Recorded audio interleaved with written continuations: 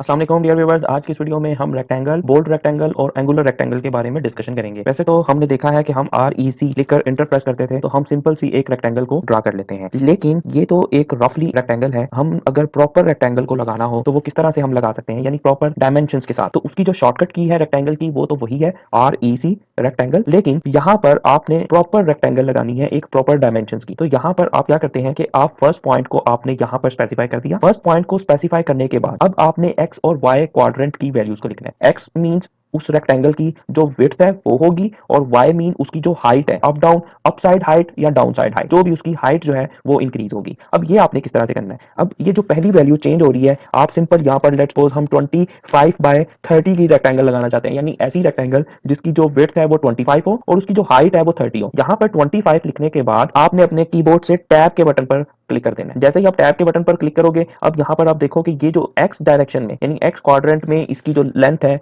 वो यहाँ पर अब चेंज नहीं हो रही, वाई में हो रही है। वाई में अप साइड भी हो रही है और डाउन साइड भी हो रही है। अगर डाउन साइड आपने वैल्यू देनी है तो आप माइनस में दे देंगे, अप साइड देनी है तो आप यहाँ पर प्लस में दे देंगे। हमने क्या कहा था कि हमने 25/30 की लगानी है, तो अब यहाँ पर आपने 30 लिखना है और सिंपल इंटर करना है। तो ये अब आपके पास एक रेक्टेंगल लग गई है जो कि 25/30 की है। इसको हम जल्दी से यहाँ पर थोड़ा सा इसको हम चेक भी कर लेते हैं। ये देखें, ये इसकी विड्थ हो गई यानी एक्स क्वाड्रेंट हो गया। इसी तरह से अगर हमने इसकी जो हाइट है वो देखें तो वो यहाँ पर 30 की इसकी हाइट होगी। तो इस वे में आप एक प्रीसाइज किस्म की रेक्टेंगल लगा सकते हैं। यहाँ तक क्लियर हो गया कि रेक्टेंगल किस तरह से लगानी है। उसके बाद अगर हमने बोल्ड रेक्टेंगल लगानी हो, ठीक है, उसके लिए हम क्या करते हैं, हम REC रेक्टेंगल की कमांड को इंटर करके प्रेस करते हैं। यहाँ पर फर्स्ट पॉइंट को स्पेसिफाई करने से पहले हम यहाँ पर W प्रेस कर देते हैं। W प्रेस किया तो अब यहाँ पर विड्थ पूछ रहा है रेक्टेंगल की जितनी आप लगाना चाहते हैं। बाय डिफॉल्ट यहाँ पर 0 होगी, हम इसको 5 कर देते हैं। 5 करके आपने सिंपल इंटर किया। अब आप फर्स्ट पॉइंट को स्पेसिफाई करें, सेम हमने अब इसको प्रीसीजन में लगाना है, तो यहाँ पर मैं 50 इसका मैं एक्स में यानी इसकी विड्थ है वो रख देता हूँ रेक्टेंगल की। देन टैब का बटन मैंने प्रेस किया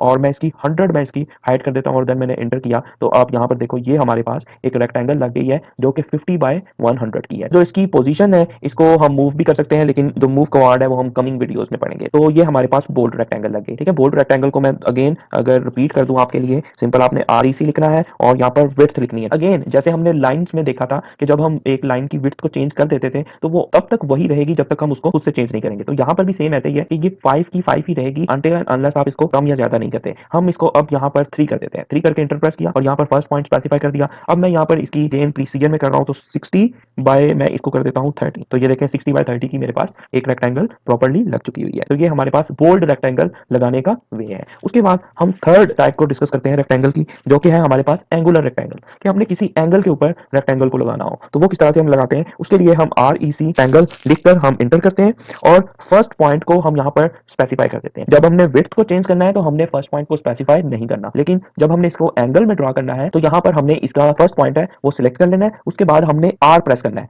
R फॉर रोटेशन, हमने इसको रोटेट करना है। R आप प्रेस करके सिंपल इंटर करेंगे तो अब आपसे यहाँ पर एंगल पूछेगा कि आप कौन से एंगल पर जो है आप इसको लगाना चाहते हैं। लेकिन यहाँ पर भी आपने ख्याल रखना है कि अगर आपका ऑर्थो होना होगा तो यहाँ पर जस्ट 4 एंगल्स पे काम करेगा। तो आपने इसको ऑर्थो को यहाँ पर ऑफ कर लें, तो यहाँ पर आप सिंपल अब एंगल की कोई सी वैल्यू देते हैं। लेट्स सपोज मैं इसको 45 कह देता हूँ। 45 करके आप इंटर प्रेस करेंगे। अब यहाँ पर आपका जो एंगल है ये 45 का बाउंड हो गया, बेशक ये इस तरफ को हो जाए या बेशक ये इस तरफ को हो जाए। अब आपने इसके जो एक्स और वाई वैल्यूज है उनको आपने डिफाइन करना है। तो यहाँ पर मैं एक्स की जो वैल्यू है वो 80 कर देता हूँ और इसी तरह से जो वाई की वैल्यू है, अब देखें एक्स मेरा फिक्स हो गया, अब वाई क्या है, इसकी हाइट। हाइट इसकी मैं यहाँ पर 90 कर देता हूँ। तो 90 मैंने हाइट कर दी। तो यहाँ पर आप देख सकते हैं कि ये हमारे पास एक एंगल में रेक्टेंगल लग चुकी हुई है। कि जितना हमने काम किया इसको हम अगेन सारे को अगर एक साथ करना हो, यानी हमने एक ऐसी रेक्टेंगल लगानी है जिसकी हमने विड्थ भी चेंज करनी है, जिसको हमने प्रीसाइज भी लगाना है और जिसको हमने एंगल पर भी लगाना है। तो वो किस तरह से हम करेंगे, हम यहाँ पर सिंपल रेक्टेंगल प्रेस करेंगे। अच्छा, एक और बात ये मैं आपको बता दूं कि जैसे ही अगर आपने एंगल चेंज किया तो ये बाय डिफॉल्ट फिर आपका हर रेक्टेंगल में वही रहेगा। तो इसको आपको वापस करने के लिए आपको इसको दोबारा से इसका जो एंगल है वो चेंज करना पड़ेगा, यानी आपको 0 डिग्री करना पड़ेगा। हम क्या करते हैं,